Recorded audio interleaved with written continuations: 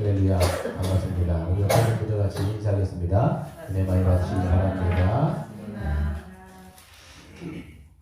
네, 오늘은 민수기 14장 함께 같이 말씀 나누도록 하겠습니다.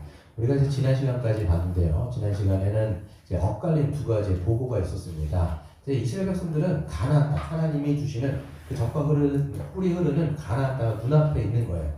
그래서 이제 들어가면 되는 거죠. 하나님의 약속을 딱 믿고 들어가면 되는 거예요. 근데 그 전에 하나님이 모세를 통해서 너희들은 먼저 정탐을 좀 해보라는 거예요. 그래서 각 지파, 12지파에서 12명의 사령관들을 뽑아가지고 먼저 가나안 땅이 어떤지를 정탐하게 합니다. 세 가지를 보게 했습니다. 먼저는 가나안 땅에 사는 거주민들이 강한지 약한지, 그리고 많은지 적은지를 그 거주민의 상태를 이제 조사해라 얘기했죠. 두 번째는 뭐냐면 그들이 사는 거주 지역이 어떤지, 그러니까 그냥 텐트를 치고 그냥 살아가는지 아니면 산성으로 쌓여져 있는 요새로 그렇게 되어 있는지를 조사라고 이야기합니다.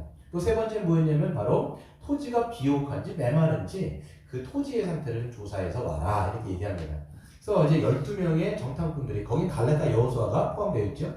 들어가고 이제 헤브론 땅에 먼저 들어갑니다. 헤브론 땅에 들어가고 딱 보고 있는데 토지가 너무 좋은 거예요. 그때가 이제 포도송이가 이제 연그러갖고 열매를 맺을 때인데 포도송이 두께가 너무 큰 거예요. 따가지고 한 사람이 낼 수가 없으니까 두 사람이 이걸 이제 짝대기를 그어가지고 그렇게 어깨에다가 짊어질 정도로 포도송이가 굉장히 풍성한 그런 이제, 그러니까 토지가 비옥하다는 얘기겠죠. 근데 거기 누가 사냐면 안악자손이 사는 거예요. 안악자손은 뭐냐면 성경에서 보면 자이언트, 거인들인 거죠. 기골이 장대하고 힘이 세고 이런 사람들이 사는 거예요. 그러니까 이제 이런 것들을 40일 동안 정탐을 하면서 와가지고 딱 보고를 하는 거죠. 그래서 200만이나 되어지는 사람들 앞에, 그리고 모세도 있고 아론도 있고 그 앞에서 자기들이 봤던 것을 브리핑을 시작합니다. 10명의 사람들이 먼저 브리핑을 하는데 뭐라고 얘기하냐면 그 땅은 토지는 비옥한데 봐라, 열매를 보니까 너무 토지는 비옥한데 사람들이 강하더라. 그리고 거기는 산성, 요새로 되어 있기 때문에 들어가면 우리는 100점 100패, 그리고 우리는 거기 가면 그냥 죽을 수밖에 없다라는 보고를 합니다. 그래서 성경에서 뭐라고 되어 있냐면 그 땅에 대해서 악평했다라는 거예요. 하나님은 젖과 꿀이 흐르는 아름다운 땅이라고 말씀하시는데 이들의 눈에는 그게 죽음의 땅인 거예요. 사람들이 들어가면 삼키는 땅이요 죽음의 땅인 거죠. 그러면서 그 사람들이 이야기합니다. 그들의 안악자손에 비해서 우리는 메뚜기 같다. 그건 뭐겠어요? 자신들이 믿는 하나님도 메뚜기 하나님이라 이렇게 얘기하는 것과 똑같은 거죠. 이때 갈렙이 얘기합니다. 아니다, 그렇지 말자. 하나님은 우리에게 그 땅을 주셨고 우리가 들어가면 능히 취할 수 있기 때문에 들어가자 라고 얘기를 합니다. 이 엇갈린 두 보고가 13장에서 이 200만의 사람들에게 보고가 된 거예요. 그러면 우리는 이제 여기서 이제 반응이 나오겠죠. 이 200만이나 되는 사람들이 누구의 말들을 귀 기울여 듣고 반응을 할까라는 게 이제 14장의 내용입니다. 참 우리가 생각할 때는 그 갈렙과 여호수아의 믿음의 고백을 듣고 좀 가가지고 하나님이 주신 가나안 땅을 좀 담대하게 취하면 좋았을 텐데 전혀 그런 반응이 나오지 않는다는 게 문제지요. 교회 안에서도 마찬가지입니다. 긍정적인 말, 믿음의 말씀보다는 사실 부정적으로 이야기하는 것들이 사실 더 전염성이 높아요. 이런 말들을 좀 보게 되겠죠. 그래서 보시면 1절에 보세요. 반응이 온 회중이, 200만 해당되는 온 회중이 소리를 높여 부르짖으며 백성들이 밤새도록 통곡한 거예요. 밤새도록. 각각 진영들이 있을 거 아니에요. 모세가 둘러봤을 거 아니에요. 근데 그 진영에서 가족들끼리 모여가지고 울고 있는 거예요. 울고 있는데 울고만 있는 게 아니라 이 사람들이 원망을 하는 거예요. 원망. 2절 보세요. 이스라엘 자손이 다 모세와 아론을 원망했어요. 하나님을 대놓고 원망하진 않아요? 근데 모세와 아론을 원망하는 건 누구를 원망하는 거냐? 하나님을 원망하는 거예요. 뭐라고 원망하냐면 온 회중이 그들에게 이르되 우리가 애굽 땅에서 죽었거나 이 광야에서 죽었으면 좋았을 것을 어찌하여 여호와가 우리를 그 땅으로 인도하여 칼에 쓰러지게 하려 하는가? 우리 처자도, 그러니까 처자식들이겠죠? 사로잡히니 애굽으로 돌아가는 것이 낫지 아니하냐라고 얘기하면서 그냥 큰 원망을 하는 거예요. 왜 그냥 애굽에서 죽이거나 광야에서 죽이면 되는데 굳이 가나안 땅까지 들어가가지고 거기에서 그냥 칼날에 우리 목이 베어져 갖고 꼭 죽어야 우리 여호와 하나님의 직성이 풀리겠냐라는 거예요. 꼭 그렇게 하셔야만 되겠냐라는 거예요. 그냥 죽이면 되지 왜 굳이 저까지 들어가서 우리를 죽이려고 하느냐라고 얘기하시면서 또 뭐라고 얘기해요? 들어가는 즉시 우리의 처자식들은 내 마누라도 그렇고 내 애들도 그렇고 다 그냥 그 전쟁의 포로로 다 끌려갈 거다. 굳이 왜 그런데 저 땅에 들어가려고 하느냐라고 얘기하면서 통곡하고 우는 그 이스라엘 민족들의 모습을 보게 되는 것이죠.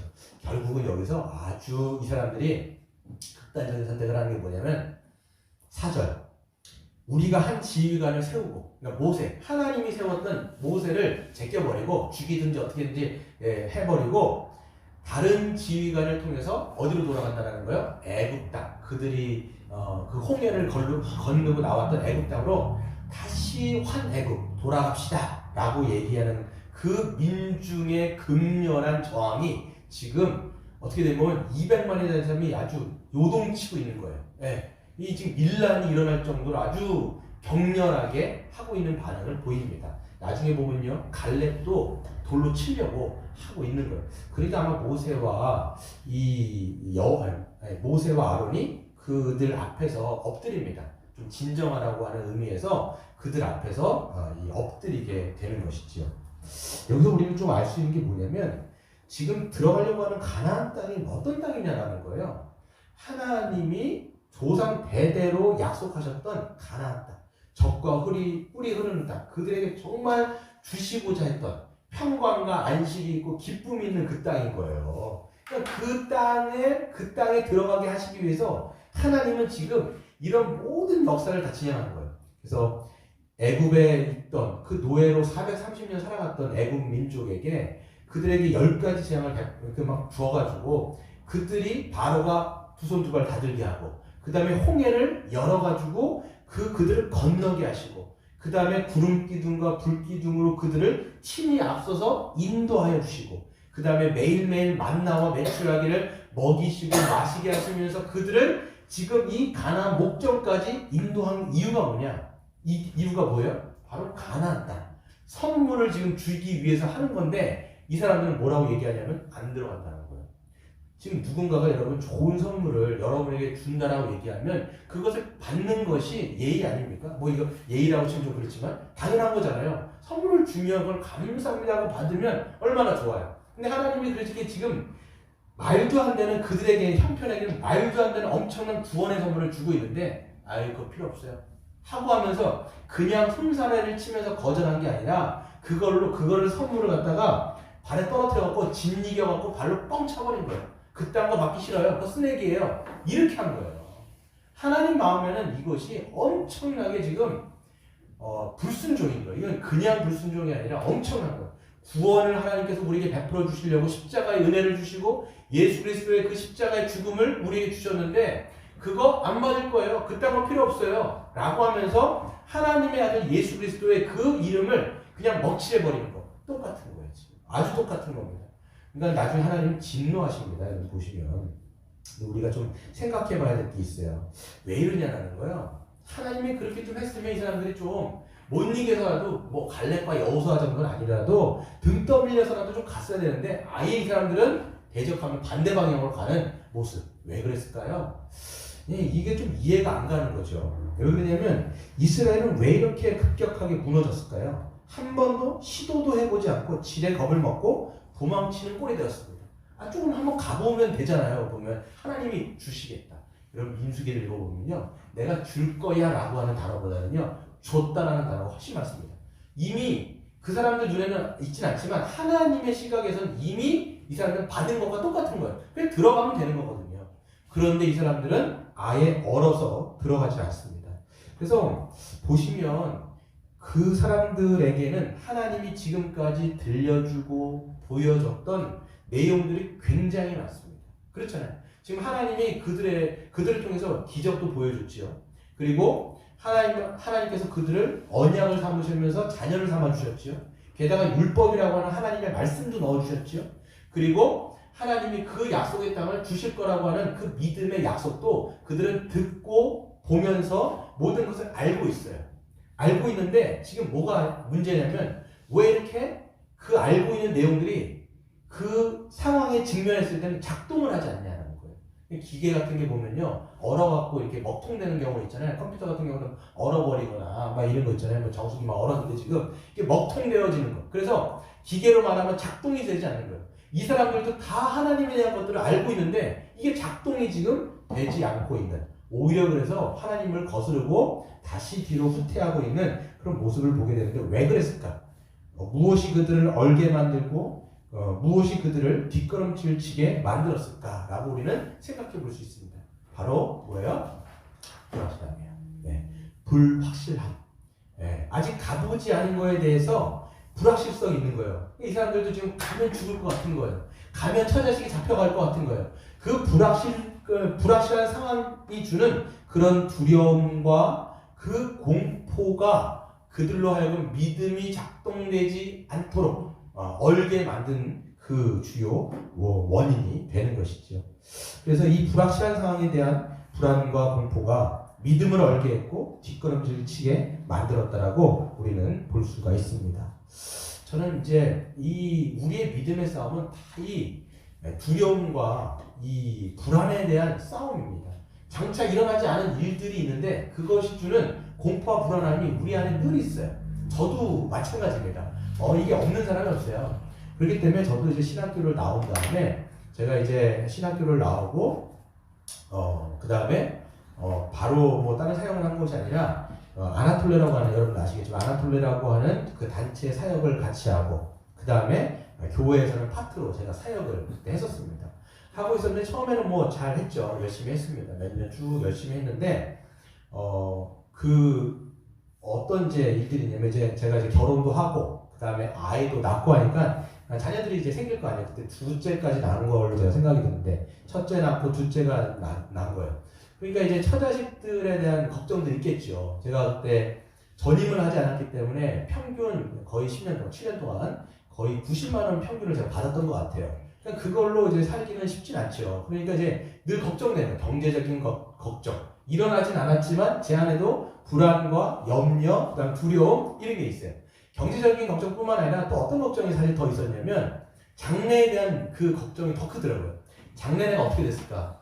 5년, 10년 이렇게 흘러갈 때 나는 뭐 하고 있을까? 신학교를 나왔고 목회자고 목사 안수를 받았고 그 어떻게 하고 있을까? 근데 이제 뭐 단체에서 그 간사 사역을 하고 있기 때문에 근데 이제 파트와 그 두 가지만 이제 할 수가 있는 거예요. 선택의 여지는 사실 없었던 거죠. 근데 이제 친구들을 보면 주변에 있는 지인들, 목회자들을 보면 어떤 사람들은 이제 유학을 갔거나 또 어떤 사람들은 대부분 이제 전임을 들어갔고 그다음에 소수의 몇 명들은 청빙을 받아가지고 담임 목회를 하고 있는 거예요. 근데 나는 뭐지? 이런 생각이 드는 거예요. 난 지금 이제 학교를 돌아다니면서 하고 있는데 5년, 10년 이렇게 있으면 어떻게 될까? 이런 생각이 자꾸 사로잡히니까 제 마음 가운데 불확실한 그 상황에 대한 염려와 그런 이제 두려움들이 생기기 시작하더라고요. 그래서 제가 그때는 거의 끝에 이제 전임 들어갈 생각을 막 하고 있었어요. 전임 들어가야 되겠다. 안 되겠다. 전임 들어가자. 이런 마음을 딱 먹고 있는데 이제 박동식 장로님으로부터 이제 그 청빙 제의가 온 거예요. 첫 번째 이제 대평교회에서 청빙 제의가 들어왔습니다. 그래서 청빙 제의가 지금 제 기억으로는 서류도 그때 제가 해가지고 냈던 것 같아요. 서류를 막 냈는데 사실 담임 목회 이제 청빙을 낼 때는 그 이력을 낼 때는 뭐가 되게 많아요. 이게 이력서에 쫙 쓸 게 많은데 전 쓸 게 없잖아요. 왜냐면 제가 전임을 해본 것도 아니고 아무것도 해본 게 없어요. 단체, 뭐 아나톨레, 기간사역 이렇게 써봤자 사람들은 그걸 사실 알아주지 않거든요. 그러니까 장로님도 저한테 그때 뭐 더 쓸 게 없냐 이러면서 더 쓸 게 없냐 이렇게 얘기를 한번 하셨는데 쓸 게 없더라고요 제가. 그래갖고 5줄인가 썼어요. 5줄인가 이렇게 딱 써갖고 냈는데 나중에 이제 뭐 때문에 중간까지 하다가 그만뒀어요 제가. 중간에 제가 안 하겠습니다 이렇게 얘기했던 것 같아요. 지금 기억으로는. 그때 제가 제 인생에 몇 번 안 되는데 기도를 한번 간 것 같아요. 기도를 가가지고 기도가 안 되더라고요. 기도가 안 돼가지고 책만 일단 나왔어요. 제가 산책만 하고 하다가 그냥 나왔어요. 그런 기억도 있는데 그때 이제 첫 번째 청빙은 이제 물건 나갔죠.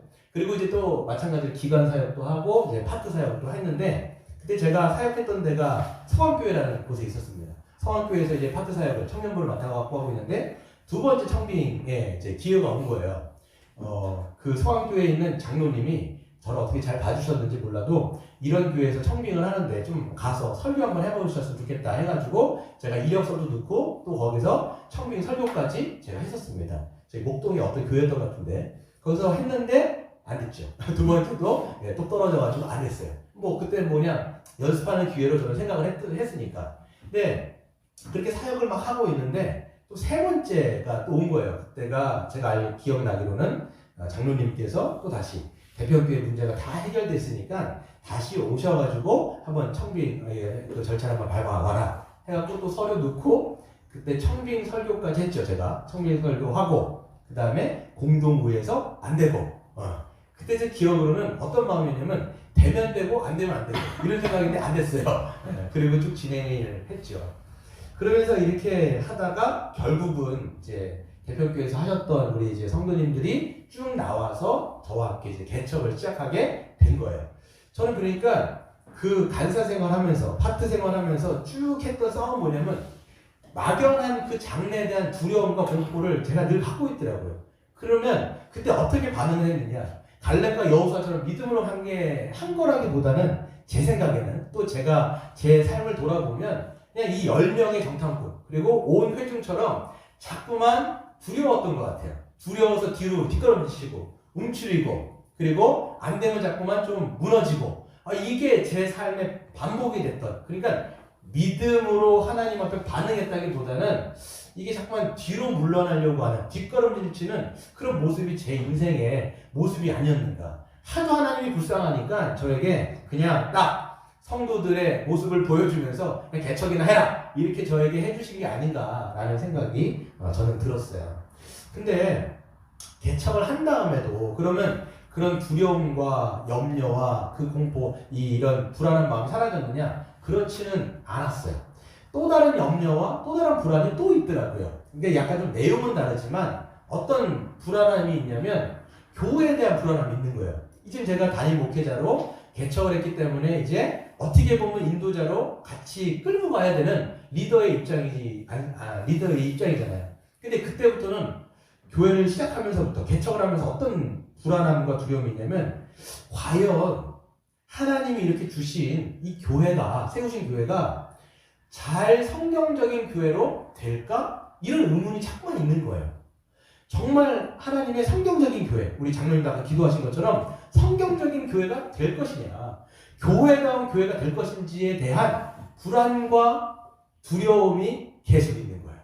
왜 그러냐면 제가 성경을 통해서 봤던 교회의 모습과 현재의 모습이 너무 다른 거예요. 그래서 예배를 사모하고 함께 예배를 드리고 함께 말씀으로 양육을 받고 서로 정말 자기의 은사를 가지고 섬기고 하면서 교회의 어떤 하나님의 나라의 모습을 우리가 충만히 누릴까? 이런 생각이 제 마음 가운데 이 두려움을 참 엄습하게 하는 거예요.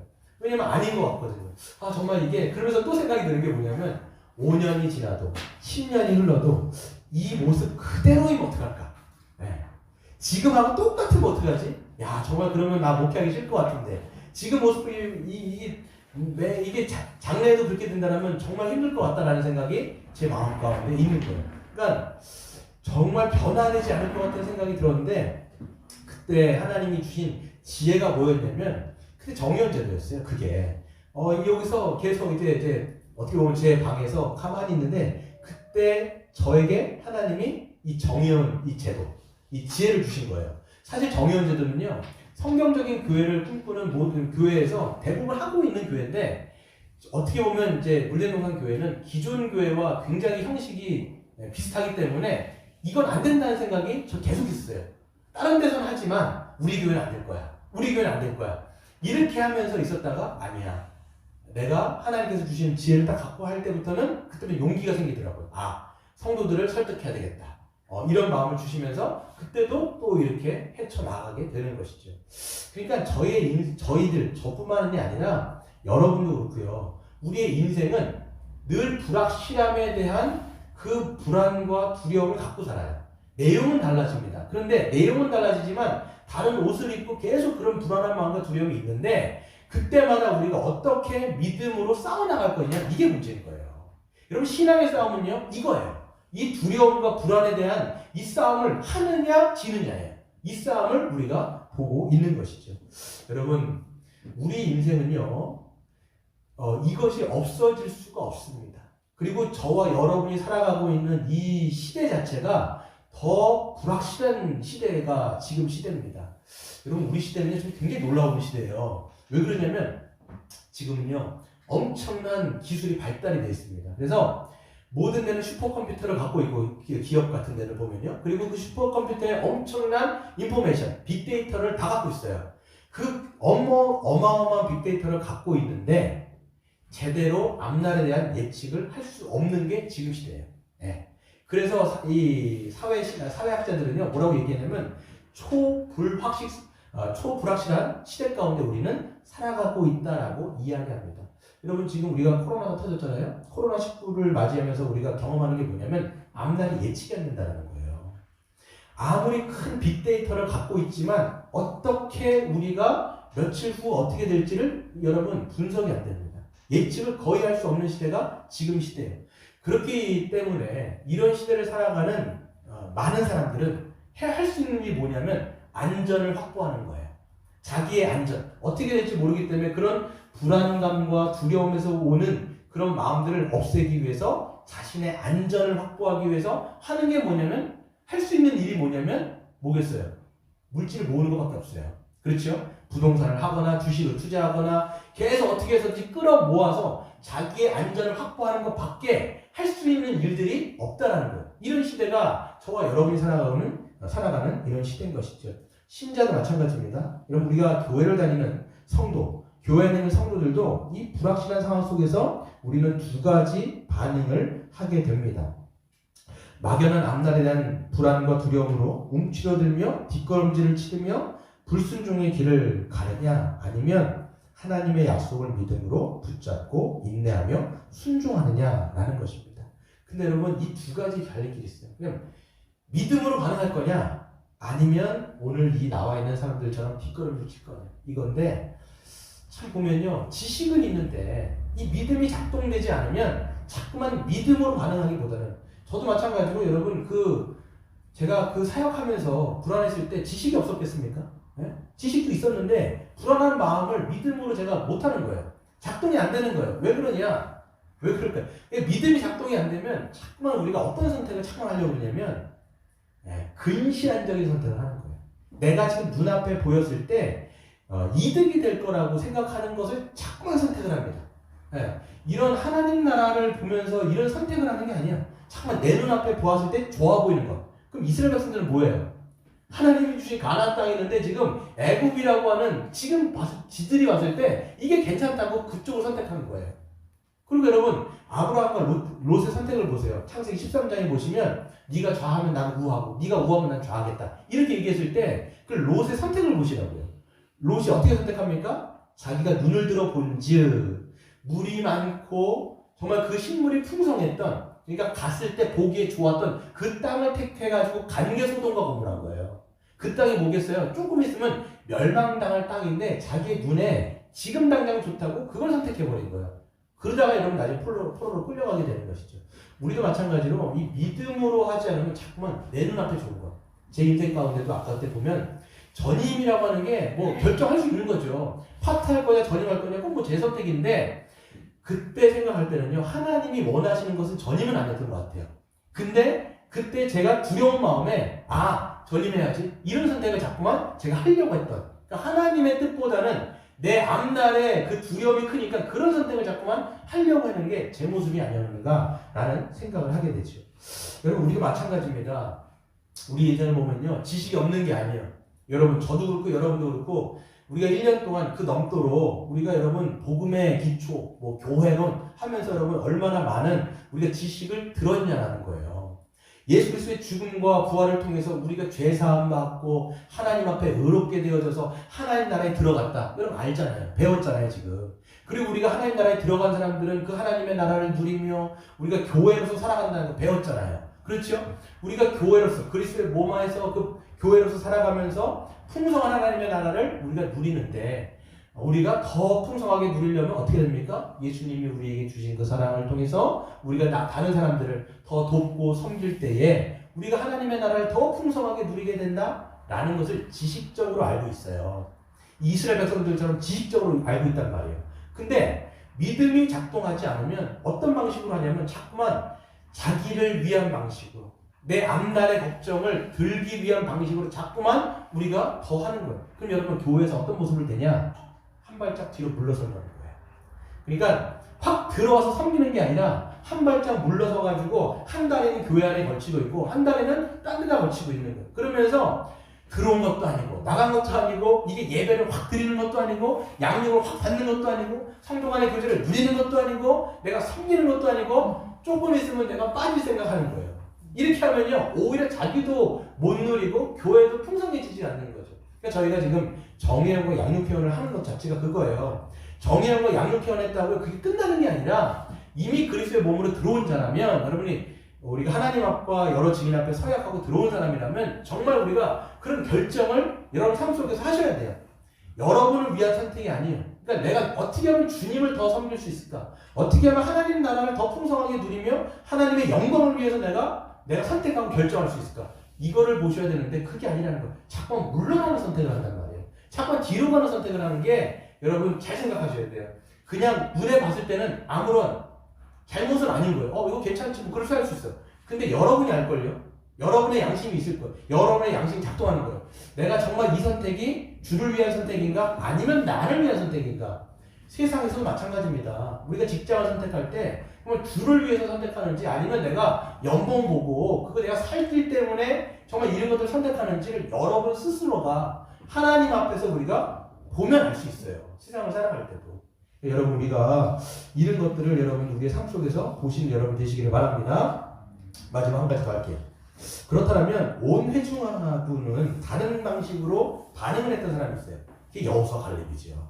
보시면 여호수아 갈렙이요 똑같은 상황이 있습니다. 지금 불확실한 상황인 거예요. 사람들도. 근데 이렇게 다른 믿음의 반응을 보인 이유가 있습니다. 보시면 6절부터 8절인데요. 그 땅을 정탐한 자 중에 눈의 아들 여호수아, 여분네 아들 갈렙이 자기들의 옷을 찢었어요. 분통 터지는 거예요. 아니 하나님 저렇게 주신다 그랬는데 어떻게 저렇게까지 불순종할 수 있지? 믿음이 1도 없구나 니들. 이렇게 하면서 분통을 터지면서 옷을 찢은 겁니다. 7절.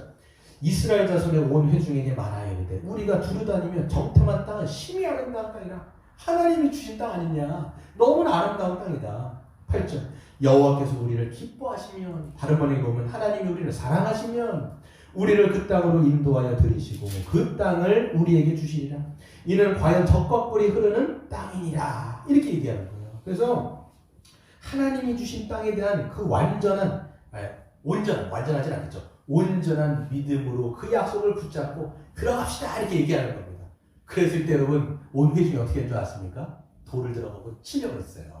죽이려고 했다고요, 여러분.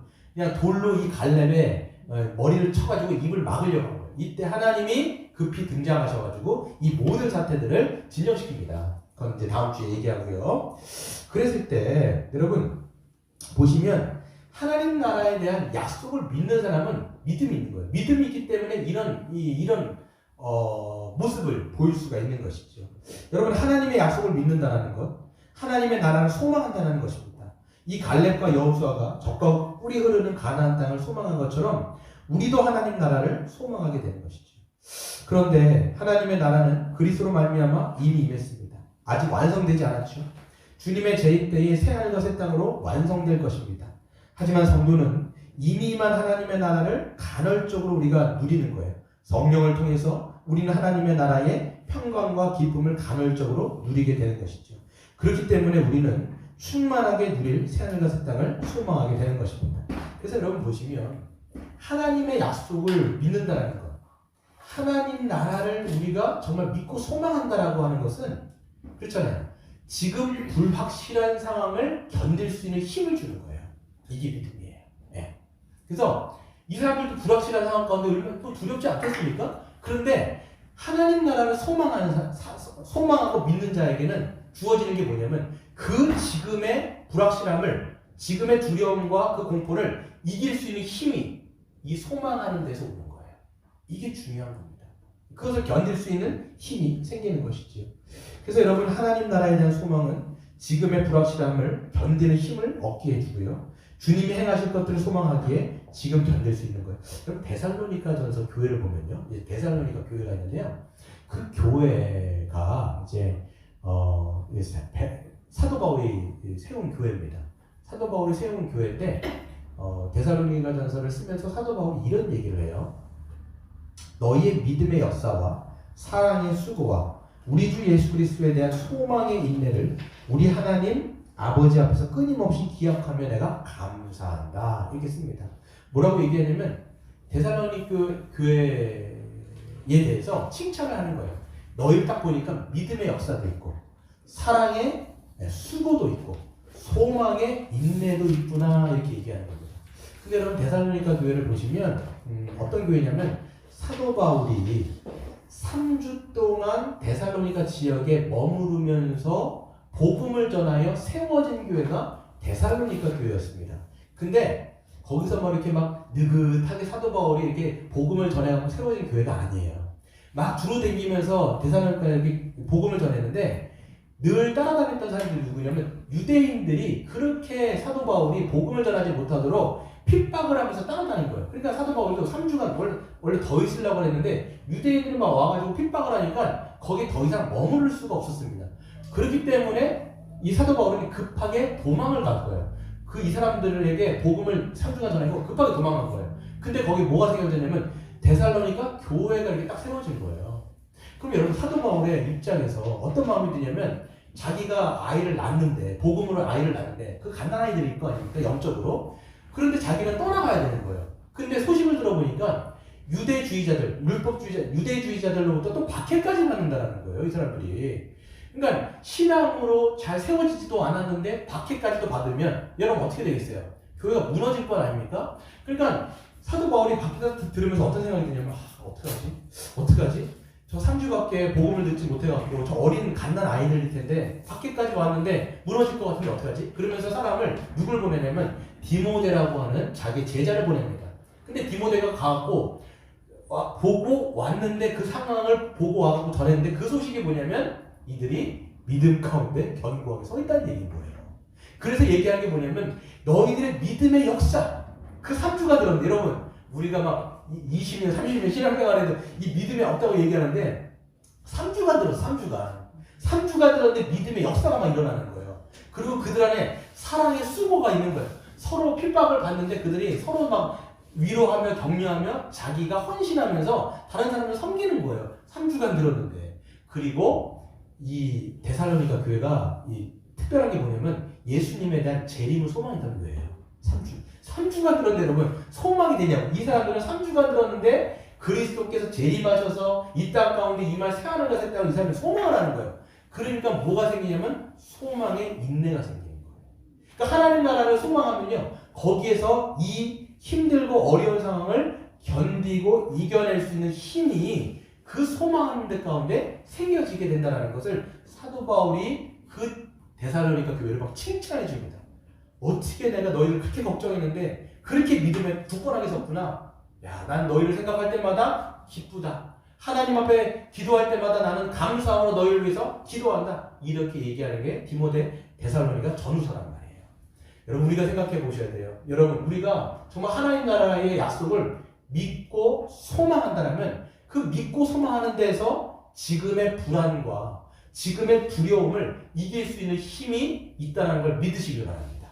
그러니까 여러분들 우리가 물어봐야 돼요. 난 소망하고 있냐? 물어보셔야 돼요. 내가 정말 하나님 나라를 소망하는가? 예수 그리스도께서 이 땅 가운데 오셔서 완성될 하나님의 나라를 진짜 소망하는가? 어제 가서 제가 설교를 쓰면서 봤는데 난 진짜 소망하는가? 설교를 위해서만 나 이게 준비하는 건 아닌가? 내가 정말 그리스도께서 이 땅 가운데 오셔갖고 완성할 하나님의 나라를 진짜 내가 소망하면서 이 땅을 지금 견뎌내고 있는가? 그러니까 여러분 미래와 현재는 연결이 되어 있는 거예요. 진짜 소망하는 사람들은 여기서 견딜 힘이 있는 건데 여러분이 이를 꽉 다물고 견디는 게 그래서 아닌 거예요. 소망하는 사람들에게는 하나님이 인내라고 하는 것, 견뎌낼 수 있는 힘을 하나님이 외부에서 주신다라고 로마서 5장에는 얘기하고 있어요. 뭐라고 돼 있어요? 로마서 5장 3, 4, 5절에 보세요. 뭐라고 돼 있어요? 환난 중에도 기뻐하노니 환난은 인내는 연단은 소망을 이룰 줄 알미로라. 이렇게 돼 있잖아요. 거기서 보면 한글 개역 개정에는 빠져 있는데 영어 성경에는 뭐라고 되어 있냐면 produce라 했어요. 하나님 환난 가운데 인내를 produce, 너희들에게 만들어준다는 거예요. 그러니까 여러분이, 그러니까 우리가 일반 그냥 불신자들하고 다른 게 뭐냐면 소망하는 것 가운데 하나님이 인내할 수 있는 견디는 힘들을 주셔서 돌아보니까 내가 인내한 거예요, 이게. 그래서 모든 것이 하나님의 은혜입니다라고 고백할 수밖에 없다는 거예요. 그때 뭐 힘들었겠죠. 근데 돌아보면 인내해서 지금까지 버텨온 거예요. 버텨온 여러분들, 여러분, 그래요. 버텨온 여러분 아주 그냥 여러분 자신에게 칭찬해 주실 뿐만 아니라 하나님이 도우셨다는 걸 믿으시길 바랍니다. 마지막 한 가지는 뭐냐면 하나님 나라를 믿고 소망하는 자는요, 인내하고 있을 것뿐만 아니라 적극적으로 주님 나라를 위해 자신을 헌신하게 돼요. 그러니까 여러분 소극적인 거는요, 이 상태로 그러니까 인내하며 견디는 거예요. 근데 그 나라를 소망하는 사람들은요, 자기를 드려요. 오히려 여러분 물러서는 사람들은요, 믿음이 없는 사람들은요, 자꾸만 자기중심적이기 때문에 누구를 돌볼 여력이 없죠. 나도 살기 바쁜데 누구를 돌보겠어요. 이스라엘 백성들 자기도 살기 바쁜데 누구를 돌보겠냐고. 그러니까 막 애굽으로 돌아가자 하면서 그냥 자기중심적으로 가는 거예요. 그런데 믿음으로 사는 사람들은요, 오히려 그럴 때 믿음으로 누군가를 위해서 자기 자신을 드리는 거예요. 여러분 갈렙이 그런 사람이었습니다.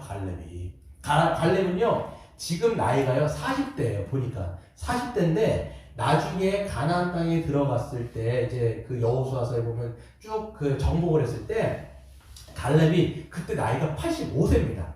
85세 때 그 땅에 보면 이제 그 가나안 땅을 다 정복한 게 아니라 미완성되어 있는, 미정복되어져 있는 지역들이 있었습니다.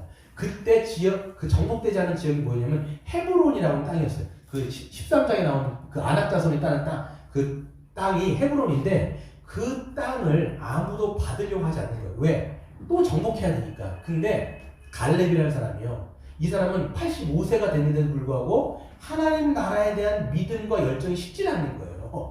좀 저도 그랬으면 좋겠습니다. 이 갈렙은 식지 않으니까 그때 이 갈렙이 뭐라고 얘기하냐면, 그날에 하나님 나에게 이 산지를 내게 주시옵소서. 하나님이 함께 하시면 내가 가서 그 땅을 정복하겠습니다 라고 하는 자신을 드리는 그런 믿음의 고백을 한단 말이에요. 그러니까 여러분, 하나님 나라에 대한 소망을 품고 하나님 나라에 대한 믿음을 갖고 있는 사람은 절대로 자기중심적인 그런 선택을 하는 게 아니라 그러니까 이 교회를 위하고 다른 사람들을 위한 선택들과 결정을 하면서 그렇게 자신을 드리는 그런 선택을 하게 되는 것이죠. 그래서 여러분, 갈렙뿐만 아니라 데살로니가 교회를 보시면, 마지막으로 하나 읽고 마치도록 할게요. 고린도후서 우리 한번 읽어볼까요? 고린도후서 8장. 고린도후서 8장 1절인데요.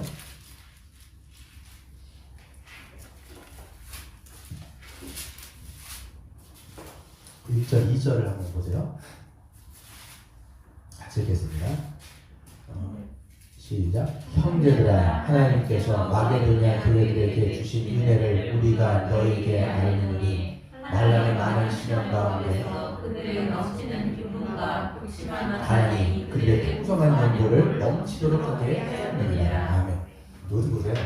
형제들아, 하나님께서 마게도냐 교회들에게 주신 은혜를 고린도 교회에게 지금 얘기하는 거예요. 마게도냐라고 하는, 마게도냐 교회는요, 마게도냐 지역에 있는 교회인데, 마게도냐 지역이라고 하면요, 마게도냐 전체 지역 안에 데살로니가 교회도 포함이 되어 있어요, 지금. 네. 근데 이 사람들이 연보를 하는 거예요. 여러분, 데살로니가 교회가 힘들어요, 안 힘들어요? 힘들어요. 핍박이 오고 있고요. 가난한 중에 있는 사람들이에요. 근데 여기서 연보라고 하는 것은 어떤 연보냐면 헌금을 드리는 거예요. 무엇을 위한 헌금이냐면, 한 번도 보지 못했던 예루살렘에 있는 교회들, 그때 이 예루살렘에 있는 교회들이 유대인 교회인데요, 이 사람들이 기근이 왔기 때문에, 심각한 기근 때문에 연보가 필요했던 거예요. 그러니까 사도 바울은요, 마게도니아라고 하는 이방 교회에다가 헌금을 모은 거예요. 근데 그 중에서도 이 데살로니가 교회도 마찬가지로 자기가 힘든 가운데도 연보를 한 거예요. 헌금을 한 건데 어느 정도로 했냐면 2절이에요. 환난의 많은 시련 가운데 그들의 넘치는 기쁨과 극심한 가난이, 오히려 그 가난이 그들의 풍성한 연보를, 헌금을 넘치도록 하게 했다는 거예요. 이게 놀라운 겁니다, 여러분. 자기들도 힘들고 자기들도 핍박을 받으면요 남들 돌아볼 겨를이 없어요. 자기들 교회가 아니라 지금 예루살렘에 있는 생명부지 한 번도 본 적도 없는 그 사람들을 위해서 지금 구제로 넘기는 거예요. 자기들도 힘든데 어느 정도 했냐면 힘에 지나기까지 하는 거예요. 여러분 이게 어디에서 나온 거냐면 하나님 나라를 믿고 소망하는 자는요 그 상황을 견딜 뿐만 아니라 오히려 적극적으로 다른 사람들을 위하여 자신의 것들을 드릴 수 있는 결정들과 선택을 하는 거죠. 여러분 물질을 나눈다, 물질을 흘려보낸다, 이건 누구만 할 수 있느냐? 누구만 할 수 있을까요? 하나님 나라를 진짜 믿고 소망하는 사람들이 자기를 열어서 남들을 도울 수 있는 거예요. 소망하지 않으면 절대로 안 보여요. 정말로 그렇습니다. 하나님 나라를 소망하지 않으면 우리가 그 하나님 나라를 믿고 소망하지 않으면 절대로 안 열려요. 자기만 보이는 거예요. 나만 보이면 절대로 내 것을 줄 수가 없는 거예요. 여러분 우리는요 이 불확실한 이 시대 가운데 살고 있어요. 늘 우리에게 불안과 염려가 있습니다. 하지만 여러분 믿음 달라고 기도하셔야 돼요.